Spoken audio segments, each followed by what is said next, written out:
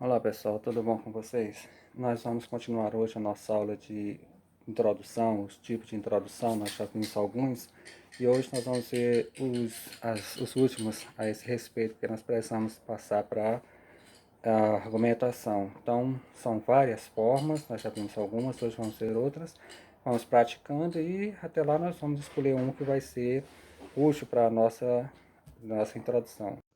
Nesse tipo de introdução, nós estabelecemos uma comparação com algum elemento do mundo real ou de uma sociedade de dois países, por exemplo.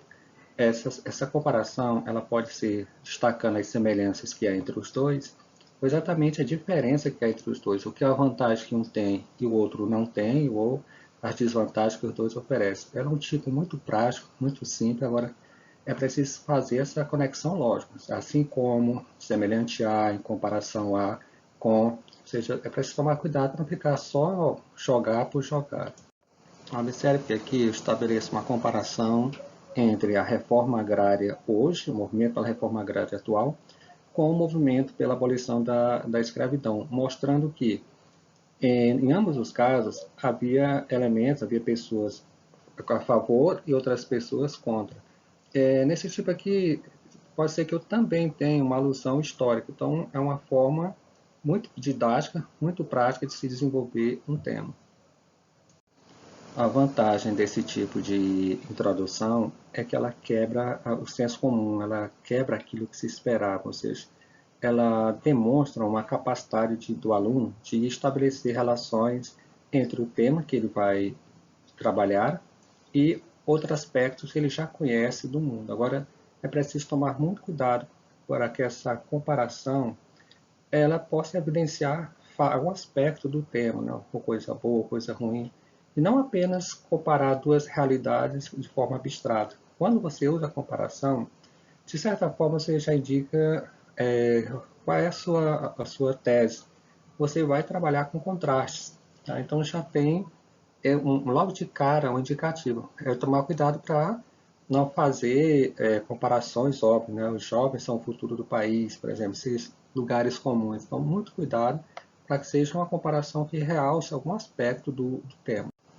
Esse tipo de introdução ele é muito bom porque já começa deixando claro que você pretende trabalhar com oposição, que você pretende rebater uma opinião que já é dominante. Então, ele começa de certa forma por contraste.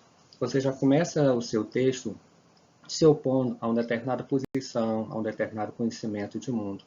É preciso tomar cuidado para estabelecer essa relação lógica, né? Mas já de cara o avaliador já sabe que você é contra alguma coisa, né? Que é a respeito do que está sendo tratado no tema.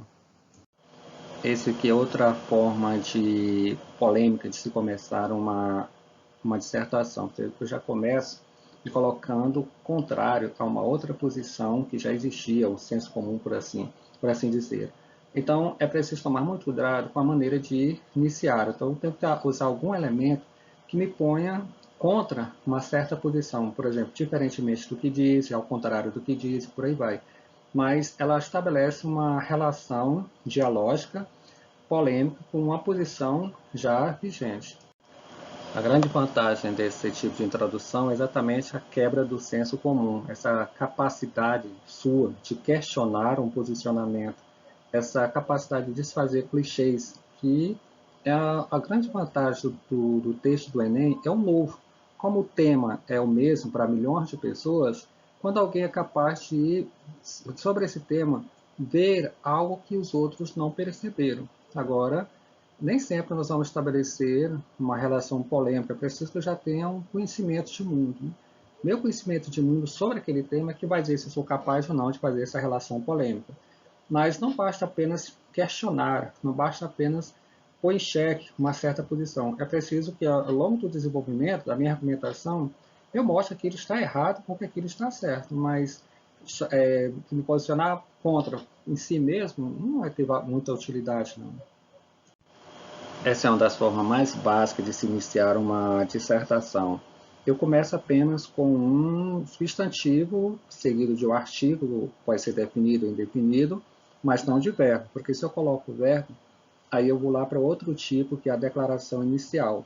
Então, nesse caso aqui, o substantivo em si já resume qual vai ser a tese que eu vou defender. Por exemplo, uma tragédia, um engano, um absurdo, uma vergonha. De cara, já está claro qual vai ser a tese que eu vou defender. Logo depois de usar o substantivo, não se pode esquecer de estabelecer a relação entre ele e o tema que eu vou defender, usando algum conectivo como isso ou a respeito disso, mas estabelecer a relação entre o substantivo e o tema, ou seja, do que eu estou falando, né? O que é a estupidez, o que é uma besteira. Então, não apenas usar sem fazer a conexão com o tema. O ponto positivo dessa forma de introdução é que o substantivo, uma palavra, já deixa claro qual é a sua tese. É uma forma bem simples de demonstrar a sua tese. Se você diz que é uma estupidez, então, de cara, o avaliador já sabe o que você vai defender. Você vai defender que aquele assunto, aquela medida, seja lá o que for, é uma estupidez. Agora, é preciso tomar cuidado para não esquecer de conectar os substantivos a algum termo conectivo com o tema, porque se eu for direto para a argumentação, vai ficar a pergunta, mas o que é uma estupidez? O que é um acerto? Então, tomar muito cuidado e não usar termos chulos. Lembre que a sua redação é um documento que você está produzindo, então não vai usar expressões vulgares ou coisa que possa manchar o seu texto. Essa forma é muito parecida com a anterior e é também muito simples. A diferença é só que, em vez de usar um substantivo, eu uso um adjetivo. Mas, igualmente à forma anterior, uma palavra já deixa bem claro qual vai ser a tese que eu vou defender, seja ela concordando ou discordando. É uma forma bem básica, bem simples e bem prática de começar um texto. Observe que aqui eu comecei não apenas com um, mas com dois adjetivos, não tem problema algum.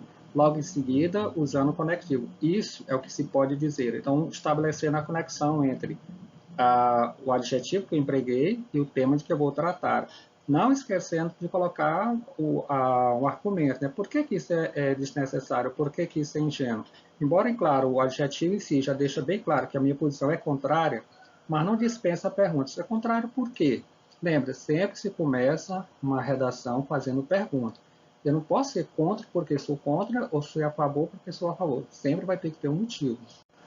A vantagem desse tipo de introdução é exatamente a sua simplicidade, assim como nós fizemos lá no anterior, um substantivo. É muito simples e também já ressaltar de início a minha posição em relação ao tema. Agora, tem que tomar muito cuidado para não esquecer de explicar o motivo daquele adjetivo. Por que é daquele jeito? Não pode esquecer disso, que aí fica incompleta. E não use adjetivos grosseiros ou ofensivos. É preciso tomar muito cuidado, porque tem que ser uma linguagem elegante. É um texto oficial, então nada de linguagem chula. Essa é uma das formas mais valorizadas pelo Enem, porque ela demonstra o meu conhecimento de mundo, ela demonstra que eu tenho outras leituras, que esse tema não é novo para mim, e que eu sou capaz de estabelecer uma relação entre esse tema e o que o outro autor já falou. É claro que essa citação tem que estar ligada ao tema. Eu não posso fazer uma citação só porque eu acho aquela frase muito bonita, eu li em algum lugar que alguém disse uma frase bonita, eu vou começar com ela, mas sem ter nenhuma conexão com o tema. Pelo contrário, ela tem que ter a ver com o tema, não necessariamente concordando com ele, porque também eu posso fazer a citação e em seguida dizer, ao contrário disso, no Brasil, por exemplo, mas que tem relação com o tema, mesmo que eu faça uma relação de oposição ao que eu vou tratar. Não é só porque é bonito, porque são palavras bonitas, tem que ter relação lógica entre elas.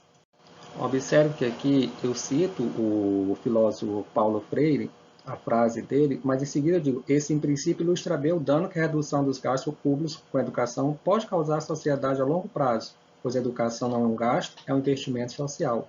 Então a frase ela não está solta. Quando eu digo esse princípio, eu estou estabelecendo a relação entre qual é o princípio, as palavras do Paulo Freire, e o tema, que é no caso a redução dos gastos públicos com a educação. Em seguida, por que é assim? Porque a educação não é um gasto, é um investimento social. É preciso que haja essa relação entre o tema e a frase, e em seguida a minha posição em relação à minha própria tese. A grande vantagem dessa forma de introdução, além da intertextualidade, porque ela demonstra que eu conheço outros textos, que eu tenho leitura, também a interdisciplinaridade, ou seja, ela estabelece relação entre áreas de conhecimento diferentes. Então, ela é muito valorizada pelo Enem, como eu já falei. Agora, é preciso tomar cuidado, não deixar uma frase solta. Eu vi umas palavras muito bonitas, eu vou colocar no meu texto para impressionar o avaliador, mas que não tem relação com o meu tema. Lembrando, a frase precisa ter relação com o meu tema, não com a minha tese.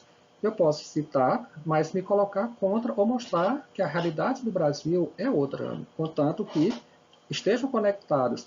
E não posso esquecer de ligar a citação com a minha tese, com o meu tema, porque senão fica uma frase solta e é totalmente desnecessária. A alusão é só uma variação da citação, porque pode ser que na hora de escrever meu texto, eu lembre literalmente as palavras que alguém disse, sei quem é o autor, sei quais são as palavras. Acontece que eu posso não saber as palavras literalmente, ou posso saber as palavras, mas não saber quem disse. Nesse caso, eu tenho uma alusão, não precisa necessariamente citar, contanto que eu pelo menos diga de onde ela veio, né? Como disse alguém, ou como alguém já falou antes, não necessariamente citando, só que nesse caso ela não é uma citação, ela é uma alusão. É também valorizada porque indica que eu tenho outras leituras, eu tenho outros conhecimentos. No caso, é alusão. Observe que aqui é o mesmo exemplo que nós vimos anteriormente lá na citação. Eu cito Paulo Freire, mas as palavras dele, elas são ditas com as minhas palavras, né? Eu nem sequer usei aspas, porque eu estou dizendo o que ele diz, mas repetindo o que ele falou, mas com as minhas palavras, de certa forma já fazendo o discurso dele o meu discurso. Não esquecendo também de estabelecer a relação. Quando eu digo esse princípio mostra bem, aqui estou estabelecendo a relação lógica entre a frase o dito do Paulo Freire e o que eu vou começar a dizer. Não apenas jogar por jogar, que foi o caso perdido. Aqui, como nós já falamos antes na citação, o ponto positivo é essa interdisciplinaridade ou intertextualidade, o discurso, dois discursos se encontrando, mostrando meu conhecimento de mundo, minhas leituras. O ponto negativo é fazer uma alusão sem ligação com o tema, esquecer de usar um conectivo que estabeleça alguma relação com o meu tema, né? Isso se aplica, essa situação, esse princípio, por aí vai. E não citar por citar. O ditado popular, o provérbio, ele é também uma forma de citação, só que uma citação especial, já que ele não tem um dono, né? Ninguém sabe quem criou os provérbios. Eles vão passando de geração em geração, eles fazem parte de uma certa comunidade, mas ninguém sabe de onde ele veio, ninguém sabe quem criou. Então, assim também como a citação, ele precisa estabelecer uma conexão entre ele e o tema, não deixar apenas o provérbio solto lá no começo da redação, sem dizer por que eu empreguei aquele provérbio. Observe que aqui eu começo usando aquele provérbio: água mole, pedra dura, tanto bate até que cura. Em seguida, eu estabeleço uma relação. Esse velho provérbio, ou seja, aqui já é a forma de estabelecer a conexão entre ele e o meu tema. Esse velho provérbio indica bem o que se passa com a manipulação das pessoas através de fake news. De tanto se repetir uma mentira, ela termina por adquirir força de verdade. Isso acontece porque muitas pessoas não averiguam a fonte das mensagens e por falta de senso crítico. Nós podemos ver que aqui eu tenho o provérbio, eu tenho a conexão entre eles, esse velho provérbio, eu tenho o tema, que é a manipulação de pessoas através de fake news, e eu tenho bem aqui a minha tese, né, que isso acontece porque as pessoas não vão checar as fontes e por falta de senso crítico. Como na citação e na alusão, aqui também eu tenho o ponto positivo, a interdisciplinaridade, a relação entre o meu texto e outras áreas do conhecimento humano, mas tem também o mesmo ponto negativo, que é citar um provérbio que não tenha conexão com o meu tema. Aí fica uma coisa perdida. Não citar um provérbio apenas porque ele é bonito, porque foi o que eu lembrei na hora, não. Esse provérbio só pode ser citado se ele puder ser conectado ao meu tema. Aqui é uma forma de introdução muito boa, né? Eu começo retomando ou um romance, um filme, uma série, um poema, um conto. A vantagem é que eu tenho uma intertextualidade ou interdisciplinaridade. Eu mostro ao avaliador que eu tenho conhecimento de mundo, que eu sou capaz de estabelecer uma relação lógica entre o tema que me é oferecido e as minhas leituras anteriores. E é uma saída da língua portuguesa. Sempre que o texto sai da língua portuguesa, ele vai para a realidade, ele vai para as artes, para a história, geografia, vai para a biologia, isso enriquece muito o texto, porque o avaliador vai perceber que está tratando do texto alguém que tem leitura e que é capaz de estabelecer relações entre essas suas leituras e o tema da redação. Observe que para falar sobre a escravidão moderna hoje no Brasil, eu comecei estabelecendo a relação com o filme 12 anos de escravidão. E aí, em seguida, eu vou e faço a conexão com o tema. Quando eu digo semelhantemente, muitos trabalhadores brasileiros estão em trabalho escravo em várias regiões do Brasil. Quando eu empreguei o termo semelhantemente, estou estabelecendo a conexão entre o filme e o tema que eu vou tratar. Não apenas citar porque eu achei bonito, que tem alguma coisa a ver. Não. Estabelecer relação lógica entre eles.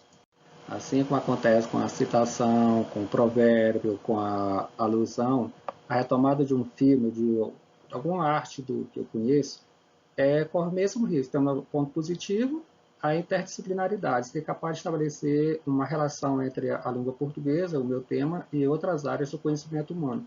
Mas há também um risco de não estabelecer relação com o tema, ou seja, eu citei um filme, ou um poema, ou um conto, acho que não tem nada a ver com o meu tema, ou que tem, mas eu não estabeleci uma relação entre eles. Não citar só porque achei bonito, mas tem que ter uma conexão lógica entre eles. Como vocês podem ver, são muitas formas de se iniciar uma redação. Nós não vimos todas elas, nós vimos apenas algumas. E, claro, você não precisa conhecer todas essas formas, praticar todas elas, mas você vai selecionando, você vai testando, e aquelas que você mais se identificar são aquelas que você pode usar lá no dia do Enem. Claro, você não pode fazer o Enem apenas com um tipo, você tem que ter o plano A, o plano B, o plano C. Você seleciona 3 ou 4, vai praticando para até lá já estar em condições de fazer o Enem. Então, boa sorte, felicidade para todos.